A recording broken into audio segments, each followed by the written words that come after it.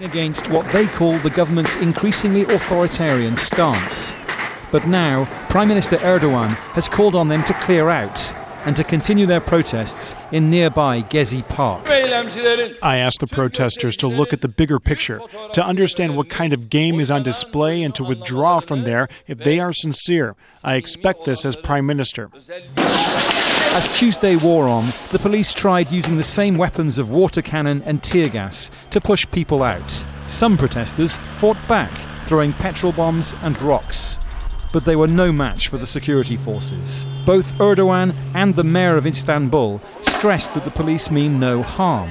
The security forces were criticised for their treatment of protesters when they first gathered 2 weeks ago. Nobody believes the police and the governor when they say police will not interrupt, will not come into Gezi Park. They don't believe them anymore. We saw policemen telling us, come to the streets, you don't have to be afraid, and then they shoot at us. In fact, Erdogan has made one gesture, announcing that he would talk to some of the Gezi Park protesters. But faced with images like this, those apparently peaceful overtures seem very distant aspirations. The governor of Istanbul has said the police will not stop until the entire square is cleared. And if these scenes are to be believed, the police have achieved that.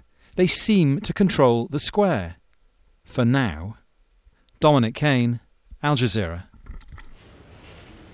And let's get more on the situation elsewhere in the country. Anita McNaught joins us now live from the Turkish capital, Ankara. Anita, we saw the violence, the force used by the police there in Istanbul. What's been happening there in Ankara? Well, it hasn't been a peaceful night in Ankara either, but the world's attention is, for reasons that you can fully understand, very much focused on what's going on in Taksim Square and around.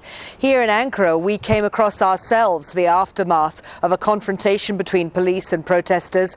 Dozens of protesters ran past us in a street very close to where we're staying with their eyes streaming from tear gas.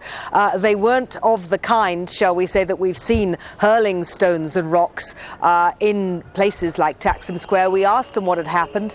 They said that a few people among them who they tried to stop had chucked some stones, and the police had responded, in their view, far too severely with lots of tear gas at attacking basically a demonstration that included far more peaceful demonstrators than what the Prime Minister would see, what the Turkish government would see as troublemakers. So again, allegations here in Ankara of disproportionate use of force. But I have to say that over the last 3 days, the police have actually stepped back from many of their previous confrontations with protesters. There's a little park, a sort of mini Gezi Park here in Ankara, and the number of tents there has actually increased 4 days after police ordered them to take them down. They took a few of them down, then put them straight back up, and then put more up.